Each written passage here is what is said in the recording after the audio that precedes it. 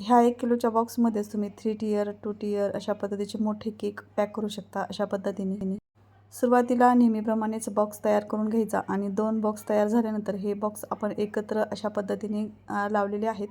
त्यानंतर त्याची एक बाजू अशा पद्धतीने काढायची आहे आणि त्यामध्ये केक आपला ठेवायचा आहे आणि अशाच पद्धतीने 3 टियरसुद्धा केक तुम्ही यामध्ये पॅक करू शकतात। हा केक कितीही लांब न्यायचा असेल तरी अशा पद्धतीने पॅक केल्यावर तो मोडत नाही। केक अगदी मधोमध अशा पद्धतीने आतमध्ये घालायचा आहे। त्यानंतर सुरुवातीला हा बॉक्स पॅक करायचा आहे। तर 2 बॉक्स असल्यामुळे सुरुवातीला जो खालचा बॉक्स आहे तो पॅक करून घ्यायचा। त्यानंतर जो वरचा बॉक्स आहे त्याच्या ह्या बाजू बंद करून घ्यायच्या। त्यामुळे काढताना सुद्धा त्रास होत नाही आणि अगदी सहज ह्या बाजू काढल्या जातात। त्यानंतर बॉक्सच्या ज्या बाजूच्या 2 बाजू आहेत त्या अशा पद्धतीने लावायच्या आहेत। सुरुवातीला वरच्या बाजूला चिकटपट्टी लावून घ्यायची आहे। त्यानंतर साईडच्या ज्या ह्या बाजू आहेत त्याला सुद्धा चिकटपट्टी लावायची आहे। आणि असेच जर नवनवीन केक शिकायचे असतील, वेगवेगळ्या केक संदर्भात ट्रिक शिकायचे असतील तर तुम्ही या पेजला नक्कीच फॉलो करा।